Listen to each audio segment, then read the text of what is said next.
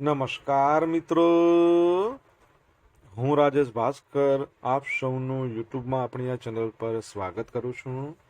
મિત્રો, આજે આપણે તારીખ 4 ઓગસ્ટ 2026ના કેટલાક મોસ્ટ ઇમ્પોર્ટન્ટ કરંટ અફેર અને અગાઉની પરીક્ષામાં પૂછાયેલા કેટલાક ઇમ્પોર્ટન્ટ પ્રશ્નો વિશે ડિટેલમાં ચર્ચા કરીશું, જે આપને આવનારી પરીક્ષા માટે ખૂબ જ ઉપયોગી સાબિત થશે.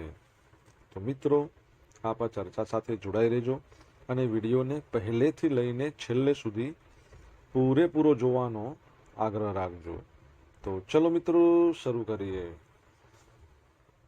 શરૂઆત કરતા પહેલા જણાવી દઉં કે જો તમારે આપણી આ યુટ્યુબ ચેનલને સબસ્ક્રાઇબ કરવાની બાકી હોય તો ચેનલને સબસ્ક્રાઇબ કરજો, નોટિફિકેશન બેલ આઇકોનને પ્રેસ કરીને, અને જો તમને વિડીયો પસંદ આવે તો વિડીયોને લાઇક કરજો, પરંતુ વિડીયોને શેર કરવાનું ના ભૂલતા.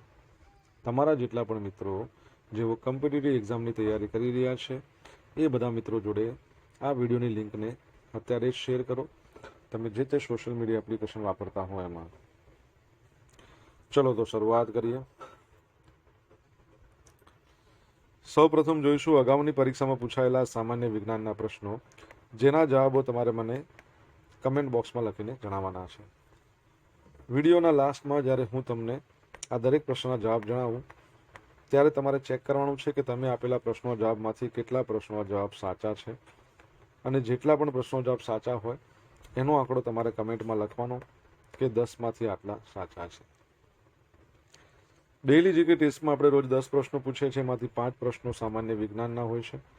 બાકીના જે 5 પ્રશ્નો છે એ ગુજરાતના ઇતિહાસના છે. તો તમે તમારા આન્સર આપો નીચે કમેન્ટ બોક્સમાં, અને હું આજના કરંટ અફેરનો પ્રથમ પ્રશ્ન છે એની શરૂઆત કરું છું. પ્રથમ પ્રશ્ન છે કે વર્ષ 2026ના સ્વાતંત્ર્ય પર્વની રાજ્ય કક્ષાની મુખ્ય ઉજવણી કયા જિલ્લામાં યોજાશે? તો જવાબ આવશે અમરેલી જિલ્લામાં. કઈ જગ્યાએ? અમરેલીમાં. તો આગામી 15મી ઓગસ્ટે સ્વાતંત્ર્ય પર્વની રાજ્ય કક્ષાની ભવ્ય ઉજવણી અમરેલી જિલ્લામાં યોજાવાની છે. મુખ્યમંત્રી ભૂપેન્દ્ર પટેલ સવારે 9 વાગે અમરેલી ખાતે રાષ્ટ્રધ્વજ લહેરાવશે. આ ઉપરાંત વડોદરા ખાતે આપણા જે નાયબ મુખ્યમંત્રી છે હર્ષ સંઘવી, એમણે ઉજવણી કરશે.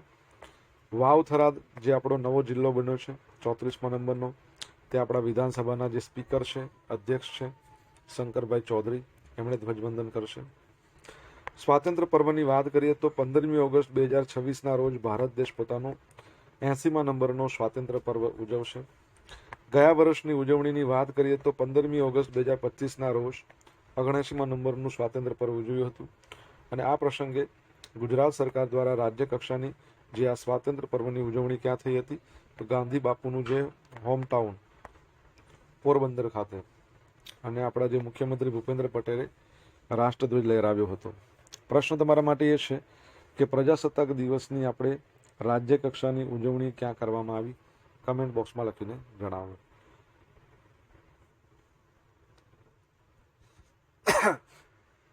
નાણાકીય વર્ષ 2026-27 માટે વીબીજી રામજી એક્ટ હેઠળ ગ્રામીણ રોજગારી માટે કેટલા કરોડ રૂપિયાની ફાળવણી કરવામાં આવી છે? તો જવાબ આવશે 95,692 કરોડ. તો કેન્દ્ર સરકારે આગામી વર્ષ 2026-27 માટે વિકસિત ભારત ગેરંટી ફોર રોજગાર એન્ડ આજીવિકા મિશન એટલે કે વીબીજી રામજી એક્ટ 2025, યાદ રાખજો એક્ટ 2025નો છે, અમલમાં આવ્યું 1 જુલાઈ 2026, ખાસ પરીક્ષાની દ્રષ્ટિએ અગત્યનું છે. તો આ એક્ટ હેઠળ ગ્રામીણ રોજગારી માટે 95,692 કરોડ રૂપિયાની રેકોર્ડ રકમની ફાળવણી કરી છે. લોકસભામાં વિનંતીના લેખિત જવાબમાં કેન્દ્રીય ગ્રામીણ વિકાસ મંત્રી શિવરાજસિંહ ચૌહાણે આ માહિતી આપી હતી. મનરેગા, તો વીબીજી રામજી એક્ટ 2025 એ ભારતનો નવો કાનૂની ગ્રામીણ રોજગાર કાર્યક્રમ છે, જેને જૂની મનરેગા યોજનાનું સ્થાન લીધું છે. 125 દિવસની રોજગારીની ગેરંટી. આ કાયદા હેઠળ કામ કરવા ઈચ્છુક દરેક ગ્રામીણ પરિવારને એક નાણાકીય વર્ષમાં 125 દિવસની વેતન રોજગારીની ખાતરી આપવામાં આવે છે, જે મનરેગા હેઠળ 100 દિવસની હતી. કામનો વિસ્તાર. આ યોજના હેઠળ જળ સંરક્ષણ, સુરક્ષા, ગ્રામીણ ઇન્ફ્રાસ્ટ્રક્ચર, આજીવિકાનું માળખું અને ક્લાઇમેટ રેઝિલિયન્સ એટલે હવામાન પરિવર્તન સામે રક્ષણ જેવા કાર્યો પર વિશેષ ભાર મૂકવામાં આવ્યો છે. તમને ખબર છે જ્યારે મનરેગા યોજના હતી ત્યારે તેમાં વાર્ષિક કેટલા દિવસની ગેરંટેડ રોજગારી આપવામાં આવતી હતી? તમને ખ્યાલ હોય તો કમેન્ટ બોક્સમાં લખીને જણાવો. નરેશ પાલ ગંગવાર ઉચ્ચ શિક્ષણ સચિવ તરીકે નિમાયા. રાજસ્થાન કેડરના 1994ની બેચના IAS અધિકારી છે નરેશ પાલ ગંગવાર. તો શિક્ષણ મંત્રાલયના ઉચ્ચ શિક્ષણ વિભાગના નવા સચિવ તરીકે નિમણૂક કરવામાં આવી છે. તેઓ વિનીત જોશીના સ્થાને આ જવાબદારી સંભાળશે. પૂર્વ પદ આ નિમણૂક પહેલા તેઓ પશુપાલન અને ડેરી વિભાગમાં સચિવ હતા. શિક્ષણ બીટેક, એમટેક, IIT દિલ્હી અને અર્થશાસ્ત્રમાં MA એમણે કરેલું છે. દેશની સેન્ટ્રલ યુનિવર્સિટીઓ, IITs અને ઉચ્ચ શિક્ષણમાં નીતિઓનું સંચાલન એ તેમની જવાબદારીઓ છે. તમારા માટે પ્રશ્ન કે રિસન્ટલી આપણા જે કેન્દ્રીય શિક્ષણ મંત્રી હતા ધર્મેન્દ્ર પ્રધાન, એમણે રાજીનામું આપી દીધું, તો એમની જગ્યાએ નવા કેન્દ્રીય શિક્ષણ મંત્રી કોણ આવ્યા છે એ પણ કમેન્ટ બોક્સમાં લખીને જણાવો. મિત્રો, વિડીયો પસંદ આવ્યો હોય, ભણવાની મજા આવી હોય તો વિડીયોને લાઇક કરો, તમારા મિત્રો જોડે વિડીયોની લિંકને શેર કરો. આપણી બંને યુટ્યુબ ચેનલ રાજેશ ભાસ્કર 2ને સબસ્ક્રાઇબ કરો, નોટિફિકેશન બેલ આઇકોનને પ્રેસ કરીને. જો તમારે ડેલી કરંટ અફેરની PDF જોઈતી હોય તો આપણી ટેલિગ્રામ ચેનલ છે, ટેલિગ્રામ ચેનલને જોઈન કરો. ડેલી કરંટ અફેરની PDF તમને અહીંયા મળશે, સાથે પોલ્સ પણ રમવા મળશે. બરાબર છે. ગ્લાસગો 2026 કોમનવેલ્થ ગેમ્સમાં જુડો સ્પર્ધામાં ભારત માટે ગોલ્ડ મેડલ જીતનાર ખેલાડી કોણ છે? તો અસ્મિતા ડે અને હર્ષ સિંહ. તો સુસ્મિતા નામ મને યાદ આવ્યું. આપણે તમને ખ્યાલ હોય તો આપણા ભારતમાંથી પ્રથમ મિસ યુનિવર્સ જે બન્યા હતા 1994માં, સુસ્મિતા સેન. અહીંયા અસ્મિતા ડે ફ્રોમ ત્રિપુરા. ક્યાંના છે તેઓ? ત્રિપુરાના છે. અને હર્ષસિંહ દિલ્હીના છે. 31મી જુલાઈ 2026ના રોજ ગ્લાસગો ખાતે યોજાયેલી કોમનવેલ્થ ગેમ્સ 2026માં ભારતીય જુડો ટીમે એક નવો ઇતિહાસ રચ્યો છે. ભારતના 2 મહિલા અને પુરુષ જુડોકા અસ્મિતા ડે અને હર્ષસિંગે પોતાની કેટેગરીની અંદર ગોલ્ડ મેડલ જીત્યો અને કોમનવેલ્થ ગેમ્સના ઇતિહાસમાં ભારતને જુડો રમતમાં સૌપ્રથમ ગોલ્ડ મેડલ અપાયો છે. ગ્લાસગો 2026 અસ્મિતા ડે અને હર્ષસિંગના ગોલ્ડ મેડલ ઉપરાંત યામિની મોરિયાએ 57 કિલોગ્રામમાં સિલ્વર મેડલ જીત્યો છે. ભારતીય જુડો માટે આ વર્ષની સ્પર્ધા અત્યાર સુધીની સૌથી સફળ સ્પર્ધા એમણે બનાવી દીધી છે. અસ્મિતા ડેની વાત કરીએ તો અસ્મિતા ડે કોમનવેલ્થ ગેમ્સમાં જુડોમાં ભારત માટે પ્રથમ ગોલ્ડ મેડલ મેળવનાર મહિલા ખેલાડી બન્યા છે. મહિલાઓની 48 કિલોગ્રામ ફાઇનલમાં એમણે કેનેડાની હાઇડી ક્વેચ છે એમને ગોલ્ડન સ્કોર ઓવર ટાઈમ રાઉન્ડમાં રસાકસીભરી મેચમાં પરાજય આપ્યો હતો. મુખ્ય ક્ષણો. શરૂઆતમાં પોઈન્ટ ગુમાવ્યા બાદ સીડો પેનલ્ટી મળવા છતાં અસ્મિતાએ શાનદાર વાપસી કરી અને સ્કોર સરભર કર્યો. ઓવરટાઈમમાં વિજયી થ્રો લગાવીને ગોલ્ડ મેડલ નિશ્ચિત કર્યો. હર્ષસિંહની સુવર્ણ ક્ષણ. પુરુષમાં 60 કિલોગ્રામ કેટેગરીમાં તેઓ ગોલ્ડ લાવ્યા છે. તો 23 વર્ષીય હર્ષસિંહ કોમનવેલ્થ ગેમ્સમાં જુડોમાં ગોલ્ડ મેડલ જીતનાર પ્રથમ ભારતીય પુરુષ ખેલાડી બન્યા છે. ફાઇનલ મુકાબલો. પુરુષોની 60 કિલોગ્રામ કેટેગરીની ફાઇનલમાં એમણે ઓસ્ટ્રેલિયાના અનુભવી ખેલાડી જોશુઆ કેટ્સ છે એમને 10-0થી હરાવ્યા. મુખ્ય ક્ષણો. મેચ દરમિયાન શાનદાર ડિફેન્સ જાળવી રાખી 3.19 મિનિટના સમયે વિજયી થ્રો સાથે પિન કરીને હર્ષ છે એમણે ભારત માટે દિવસનો બીજો જુડોની અંદર ગોલ્ડ મેડલ સુનિશ્ચિત કર્યો. તમને ખબર છે કોમનવેલ્થ ગેમ્સ છે એ અત્યારે જે આયોજન એનું સ્કોટલેન્ડમાં ગ્લાસગોમાં છે. એનો માસ્કોટ છે ફેની. અને કેટલામાં નંબરની કોમનવેલ્થ ગેમ્સ છે તમારે જણાવવાનું છે કમેન્ટમાં લખીને. તાજેતરમાં director general DCGI drug control general of India દ્વારા મંજૂરી આપવામાં આવેલી ભારતની પ્રથમ ડેન્ગ્યુ રસીનું નામ શું છે? તો ક્યુડેન્ગા. આપણે અગાઉ પણ આ ટોપિક ભણી ગયા છીએ. 20મી જુલાઈના રોજ drug control general of India DCGI કોણ છે? આપણા રાજીવ રઘુવંશી. તો DCGI દ્વારા જાપાનની ટેકેડા બાયો ફાર્માસ્યુટિકલ છે એની ક્યુડેન્ગા રસીને ભારતમાં માર્કેટિંગ સત્તાધિકરણ મંજૂરી આપવામાં આવી છે. આ સાથે ક્યુડેન્ગા ભારતની પ્રથમ માન્યતા પ્રાપ્ત ડેન્ગ્યુ રસી બની ગઈ છે. પાત્રતા.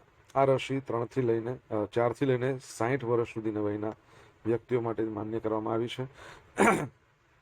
રસીનો પ્રકાર શું છે? તો એક લાઈ એટેન્યુએટેડ ટેટ્રોવેલન્ટ રસી છે, જે ડેન્ગ્યુના ચારેય સેરોટાઇપ છે, ડેન V1, 2, 3, 4 એ બધા સામે રક્ષણ પૂરું પાડે છે.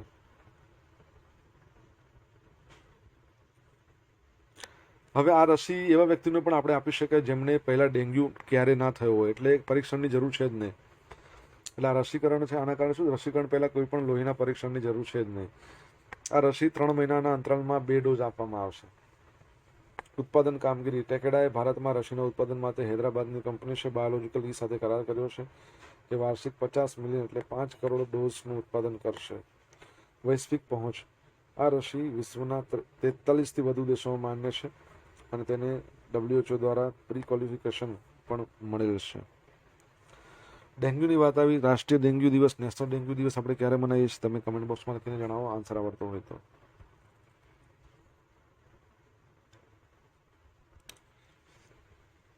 સોશિયલ મીડિયાના માધ્યમથી મારી સાથે કનેક્ટ રહી શકો છો તમે મિત્રો. ઇન્સ્ટા આઈડી છે આપણું rajesh.i.bhaskar. ફેસબુક આઈડી શું છે?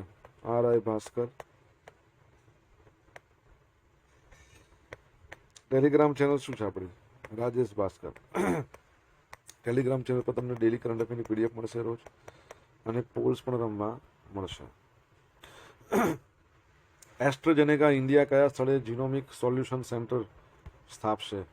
તો જીનોમિક સોલ્યુશન સેન્ટર અમરાવતી ખાતે, આંધ્રપ્રદેશનું કેપિટલ છે ત્યાં. તો 28 જુલાઈના રોજ એસ્ટ્રાઝેનેકા ઇન્ડિયાએ અમરાવતી આંધ્રપ્રદેશ ખાતે જીનોમિક સોલ્યુશન સેન્ટર સ્થાપવાની જાહેરાત કરી છે.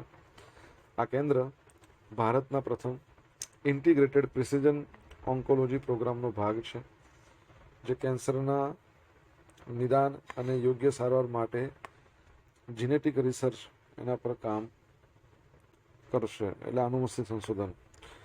Precision oncology. આ સારવાર પદ્ધતિમાં દર્દીના DNA અને જીનેટિક ડેટાને આધારે કેન્સરનું ચોક્કસ નિદાન કરી વ્યક્તિની સારવાર છે, વ્યક્તિગત સારવાર નક્કી કરવામાં આવે છે. DNA નું ફૂલ ફોર્મ તમને આવડે છે? શું થાય છે? લખો ના આવડતું હોય તો. મુખ્ય લક્ષણ. આ કેન્દ્ર મુખ્યત્વે ફેફસાના કેન્સર, લંગ કેન્સર અને સ્તન કેન્સર પર ધ્યાન કેન્દ્રિત કરશે. આધુનિક ટેકનોલોજીની વાત કરીએ તો સરકારી હોસ્પિટલમાં AI આધારિત X-ray, next generation genetic testing એનો ઉપયોગ કરવામાં આવશે. ભાગીદારી. વહેલી તકે નિદાન માટે એસ્ટ્રાઝેનેકા ઇન્ડિયા છે એણે સ્ટ્રેડ લાઈફ સાયન્સ અને cure AI medical imaging company સાથે હાથ મિલાવ્યા છે.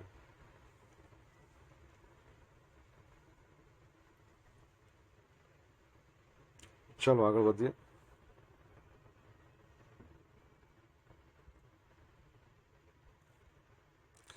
વડાપ્રધાન નરેન્દ્ર મોદીનો હરિયાણાનો, ચંદીગઢ અને પંજાબનો પ્રવાસ. તો પ્રધાનમંત્રી નરેન્દ્ર મોદીએ 17મી જુલાઈના રોજ હરિયાણા, ચંદીગઢ અને પંજાબની મુલાકાત લીધી હતી. આ પ્રવાસ દરમિયાન તેમણે આશરે 26,800 કરોડ રૂપિયાના વિવિધ વિકાસ કાર્યોનું ઉદ્ઘાટન અને શિલાન્યાસ કરીને રાષ્ટ્રને સમર્પિત કર્યો હતો. દેશની પ્રથમ હાઇડ્રોજન ટ્રેન. PM મોદીએ હરિયાણાના જીંદ અને સોનીપત વચ્ચે દેશની પ્રથમ હાઇડ્રોજન ફ્યુઅલ સેલથી ચાલતી ટ્રેન છે એને લીલી ઝંડી બતાવી હતી. આ ઉપરાંત કુરુક્ષેત્રની અંદર એક ભવ્ય શીખ સંગ્રહાલય છે એનો પણ શિલાન્યાસ કર્યો હતો. ચંદીગઢની અંદર આપણે વાત કરીએ તો PGIMER બરાબર છે, તો post graduate institute of medical education research, એના ખાતે advance mother and child centre, આ ઉપરાંત એડવાન્સ ન્યુરોસાયન્સ સેન્ટર છે એનું ઉદ્ઘાટન કરવામાં આવ્યું. રોડ અને રેલ કનેક્ટિવિટીની વાત કરીએ. અમૃત ભારત સ્ટેશન યોજના હેઠળ 20 રાજ્યોના 75 પુનર્વિકસિત જે રેલવે સ્ટેશનો છે દેશને સમર્પિત કર્યા હતા. આ સાથે દિલ્હી, અમૃતસર અને કટરા એક્સપ્રેસ, તો એના એક મહત્વપૂર્ણ પેકેજ અને નવી રેલ સેવાઓ છે એનું પણ એમણે ઉદ્ઘાટન કર્યું હતું. અહીંયા આપણે, તમને ખબર છે કે દેશની પ્રથમ હાઇડ્રોજન ટ્રેનની વાત આવી છે. તો શરૂઆત વિશ્વમાં કોણે કરી હતી સૌપ્રથમ હાઇડ્રોજન ટ્રેનની? કમેન્ટ બોક્સમાં લખીને જણાવો, આન્સર આવડતો હોય તો. હવે મિત્રો જોઈશું અગાઉની પરીક્ષામાં પૂછાયેલા સામાન્ય વિજ્ઞાનના પ્રશ્નો. પહેલો પ્રશ્ન, બેક્ટેરિયાનો નાશ કયો વાયુ કરે છે? કયા વાયુથી બેક્ટેરિયાનો નાશ થઈ જાય?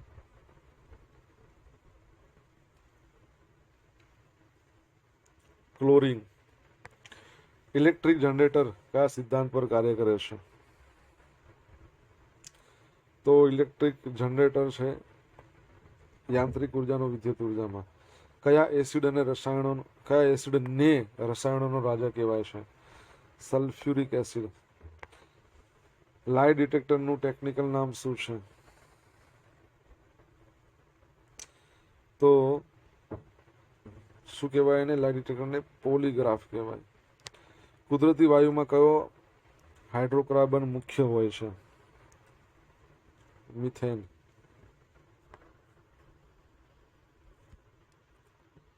હવે મિત્રો જોઈશું કે અગાઉની પરીક્ષામાં પૂછાયેલા ગુજરાતના ઇતિહાસના પ્રશ્નો. પહેલો પ્રશ્ન, ગુજરાતના સુલતાન બહાદુર શાહ એને મારી નાખવાનું કાવતરું કોણે કર્યું હતું? પોર્ટુગીઝ. લોથલનું ઉત્ખનન કાર્ય કોણે કર્યું હતું? S.R. રાવ. ખિલજી સુલતાનના લશ્કરે 1297માં ગુજરાત પર આક્રમણ કર્યું ત્યારે અણહિલવાડ છે એનો શાસક કોણ હતો?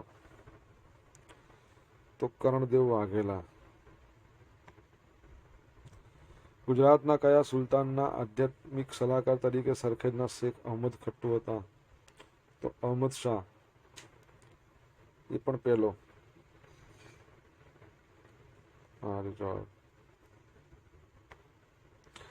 18મી સદીના ઉત્તરાર્ધમાં ગુજરાતમાં ખંડણી ઉઘરાવવાની પ્રથા પૈકી નીચે પૈકીની ખીચડી કોને ખીચડી કહેવામાં આવતું હતું? મુલ્કગીરી.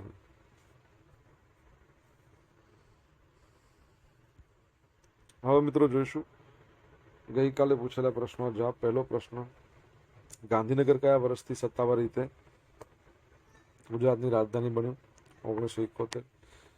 તાજેતરમાં ભારતીય નૌકાદળને સોંપવામાં આવેલી સ્વદેશી ડાઇવિંગ સપોર્ટ વેસલ જેનું નામ નિપુણ છે, તો કઈ શિપ બિલ્ડિંગ કંપનીએ રેડી કર્યું છે? તો હિન્દુસ્તાન શિપયાર્ડ લિમિટેડ, વિશાખાપટ્ટનમ. આજે પૂછેલા પ્રશ્નો જવાબ જોઈ લઈએ. પ્રજાસત્તાક દિવસની રાજ્ય કક્ષાની ઉજવણી 2026માં વાવ થરાદમાં થઈ. સેકન્ડ નંબરનો પ્રશ્ન, મનરેગા અંતર્ગત પહેલા 100 દિવસની રોજગારી મળતી હતી. ત્રીજા નંબરનો પ્રશ્ન, નવા શિક્ષણ મંત્રી આવ્યા છે, શું નામ છે? પ્રહલાદ જોશી. ચોથા નંબરનો પ્રશ્ન, ડીએનએ નું ફૂલ ફોર્મ શું થાય?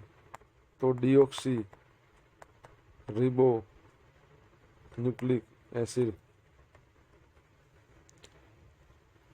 પાંચમા નંબરનો પ્રશ્ન, 4 થયા ને? તો કોમનવેલ્થ ગેમ્સ આ વર્ષે કેટલામા નંબરની છે? 23મા નંબરની. છઠ્ઠામા નંબરનો પ્રશ્ન હતો કે વિશ્વમાં સૌપ્રથમ હાઇડ્રોજન ટ્રેનની શરૂઆત કરવાવાળો દેશ? તો શું આવશે? જર્મની.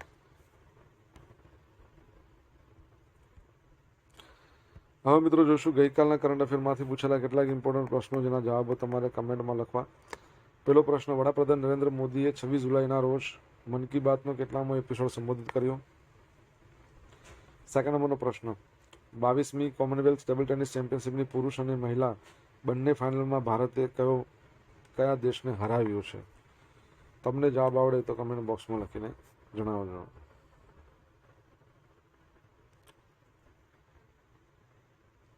હવે મિત્રો જોઈશું ગઈકાલના કરંટ અફેરમાંથી પૂછેલા કેટલાક ઇમ્પોર્ટન્ટ પ્રશ્નો જેના જવાબો તમારે કમેન્ટ બોક્સમાં લખીને જણાવવાના છે. પહેલો પ્રશ્ન કે વડાપ્રધાન નરેન્દ્ર મોદી 26મી જુલાઈના રોજ મન કી બાતનો કેટલામો, અથવા તો કહી દીધું ને, 22મી કોમનવેલ્થ ટેબલ ટેનિસ ચેમ્પિયનશિપ પુરુષ અને મહિલા બંને ફાઇનલમાં કયો દેશને હરાવ્યો છે? તો મિત્રો અહીંયા આપણે સ્ટોપ કરીશું. આ હતા આજના દિવસના કેટલાક મોસ્ટ ઇમ્પોર્ટન્ટ કરંટ અફેર અને અગાઉની પરીક્ષામાં પૂછાયેલા કેટલાક ઇમ્પોર્ટન્ટ પ્રશ્નો એના જવાબોની સાથે. આશા રાખું છું બધાને ભણવાની મજા આવી હશે. મજા આવી તો વિડીયોને લાઈક કરો, તમારા મિત્રો જોડે વિડીયોને શેર કરો. આપણી બંને YouTube channel Rajesh Bhaskar 2 subscribe કરવાની બાકી હોય તો સબસ્ક્રાઈબ કરજો અને તમારા જે પણ અભિપ્રાયો છે કમેન્ટમાં લખજો. અને બીજી વસ્તુ મેં ઓબ્ઝર્વ કરી છે કે અગાઉની પરીક્ષામાં પૂછાયેલા પ્રશ્નો જવાબ તમે આપતા નથી, તો મને જણાવો કે આપણે બંધ કરી દેવું છે કે ચાલુ રાખવું છે, તો એ કમેન્ટ બોક્સમાં લખજો. તો તો અહીંયા આપણે સ્ટોપ કરીશું. તો thank you so much. Have a nice day. જય હિન્દ, જય ભારત, જય જય ગરવી ગુજરાત.